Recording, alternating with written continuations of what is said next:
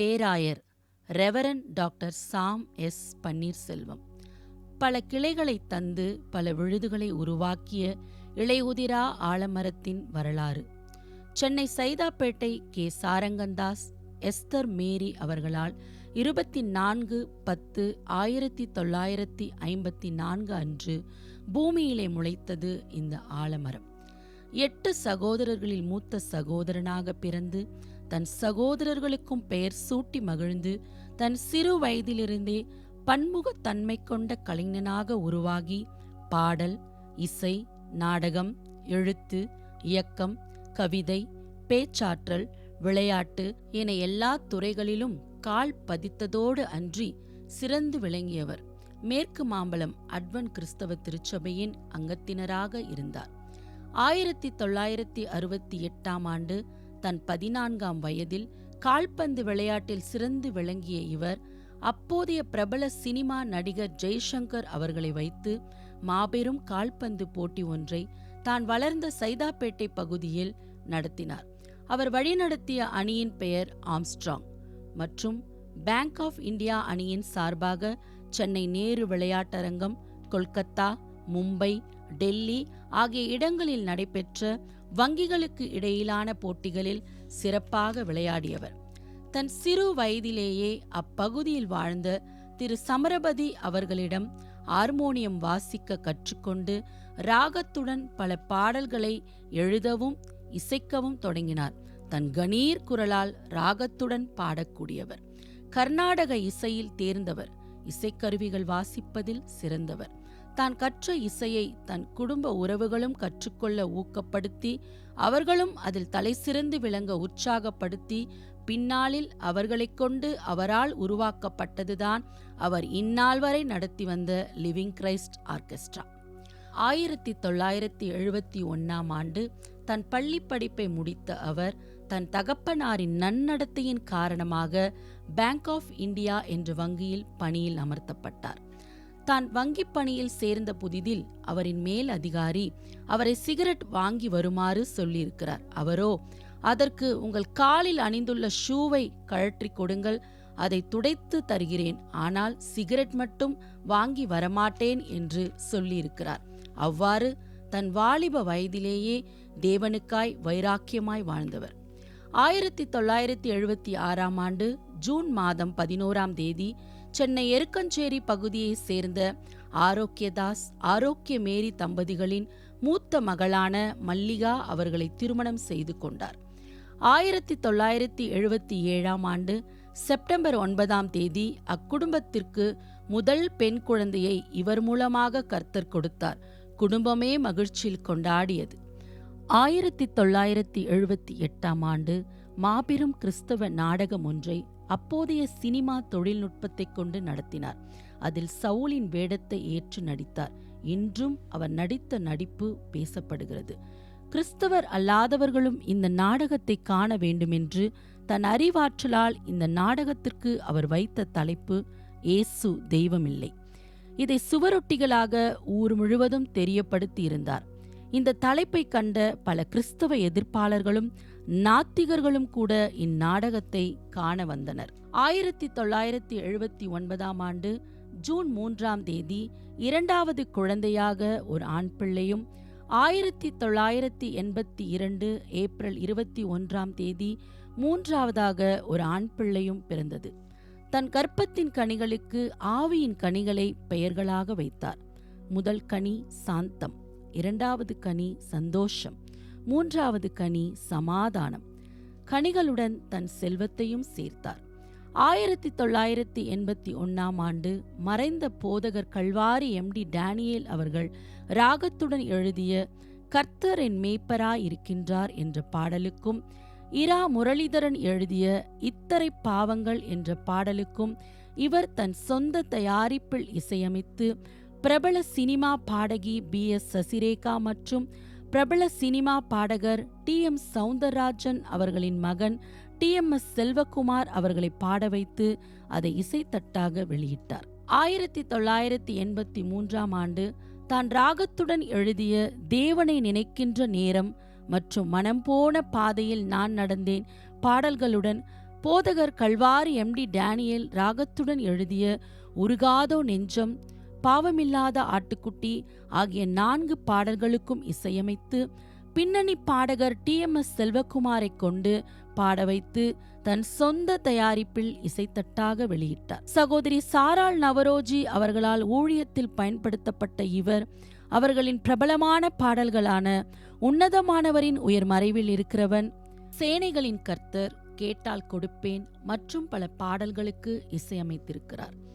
1990ஆம் ஆண்டு பணி இடமாற்றம் பெற்று சென்னையிலிருந்து திருவண்ணாமலை மாவட்டம் கலசப்பாக்கத்தில் பணி அமர்த்தப்பட்டார். 1991ஆம் ஆண்டு பொன்னாந்தாங்கல் கிராமத்தில் சிறுவர் ஊழியம் தொடங்கினார் மற்றும் இயேசு கிறிஸ்துவின் சுவிசேஷ ஜபக்குழு என்ற பெயரில் கிராமங்கள் தோறும் சென்று மக்களுக்கு சுவிசேஷம் சொல்லி வந்தார்.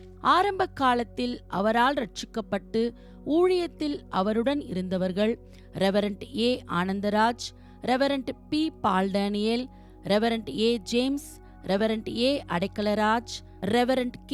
தேவசெல்வம், பாஸ்டர் D.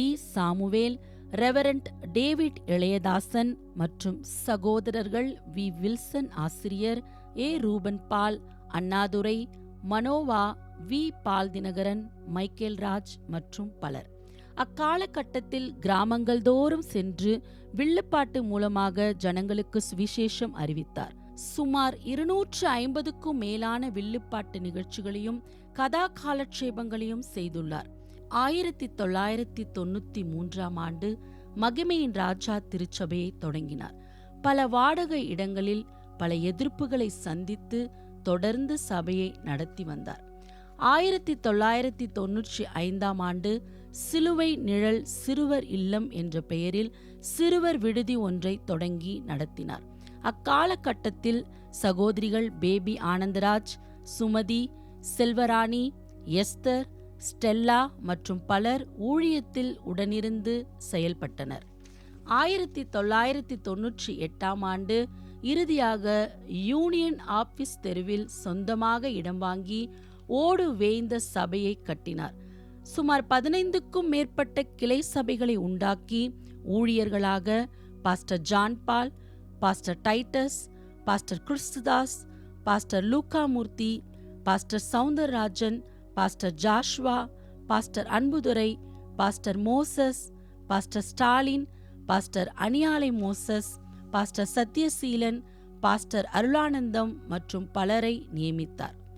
1999ஆம் ஆண்டு அக்டோபர் மாதம் 18ஆம் தேதி தனது மகள் சாந்த செல்விக்கும் சென்னையை சேர்ந்த கணேசன் லலிதா தம்பதிகளின் 3வது மகன் ஜி. விசுவாசகுமார் என்பவருடன் திருமணம் முடித்தார்.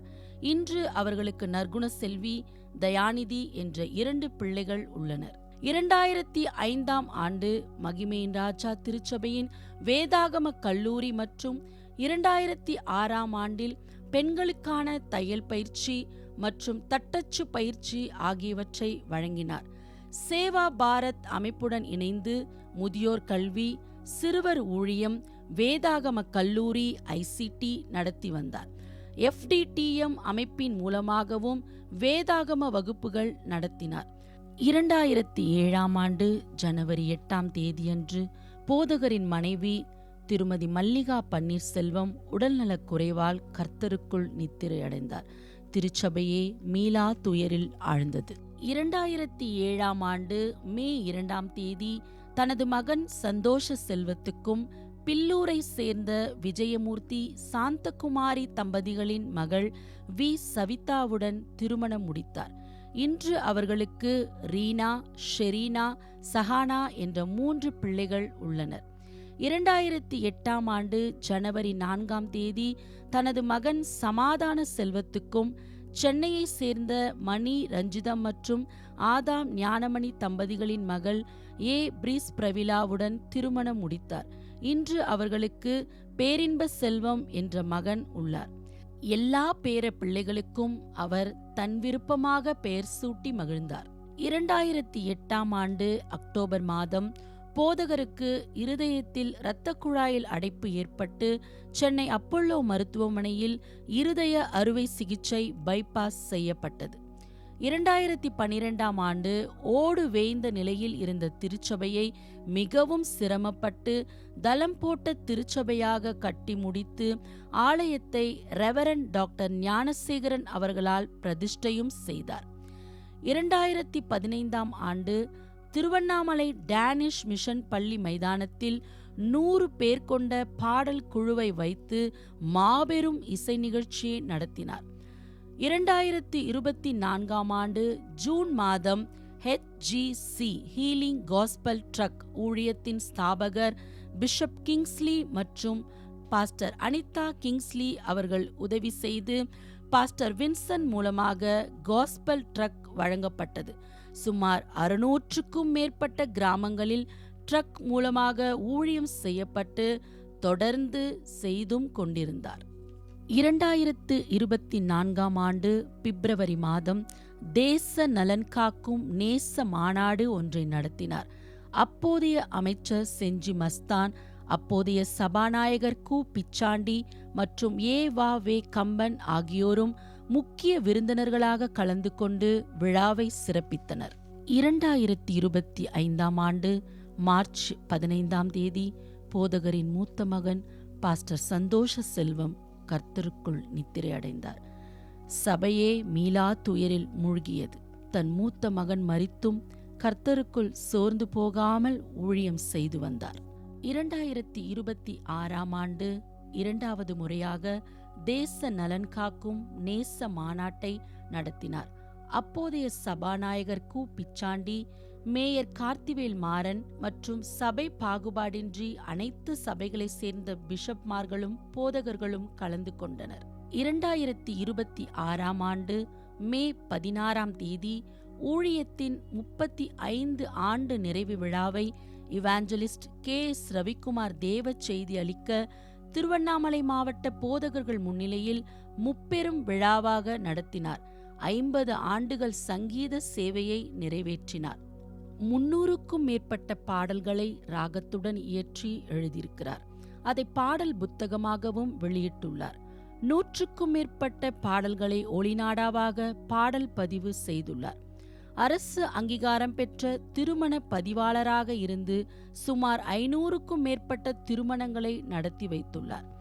பல பிரபல ஊழியர்களான Calvary MD Daniel, reverend Paul Samuel, N Jeevanandham, Nellai A. Jabaraj, Dinathoothu Raja, சகோதரி சாராள் நவரோஜி, நடிகர் குமரிமுத்து, நடிகர் AVM Rajan, reverend Alan Paul, blessing TV, VG Selvaraj மகன் VGS பரத்ராஜ் ஆகியோரை கொண்டு பெரிய கன்வென்ஷன் கூட்டங்களை நடத்தி அநேகரை ரட்சிப்புக்குள்ளாக நடத்தினார்.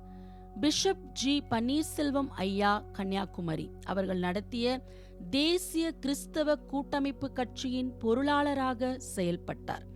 திருவண்ணாமலை மாவட்ட சினாட் இயக்கத்தின் தலைவராக செயல்பட்டார். சிலுவை நிழல் என்ற மாத பத்திரிகை ஒன்றை தொடங்கி நடத்தி வந்தார். விடுதலை சிறுத்தைகள் கட்சியின் கிறிஸ்தவ சமூக நீதி பேரவையின் மாநில துணைச் செயலாளராக செயல்பட்டு வந்தார். இவ்வளவு கிளைகளையும் விழுதுகளையும் விட்டு பலமாக, திடமாக, கம்பீரமாக, வலிமையாக 72 ஆண்டுகள் 7 மாதங்கள் 5 நாட்கள் பூமியில் ஆழமாய் வேரூன்றி பலருக்கும் பலந்தந்து செழித்தோங்கி பல புயல் காற்றையும் பார்த்த மரம், பல அடைமழையையும் கண்ட மரம், பல மண்ணரிப்பை உணர்ந்த மரம் அந்த ஆலமரம் கடந்த மே மாதம் 29ஆம் தேதி காலை 8:30 மணியளவில் வேரோடு மண்ணில் சாய்ந்தது.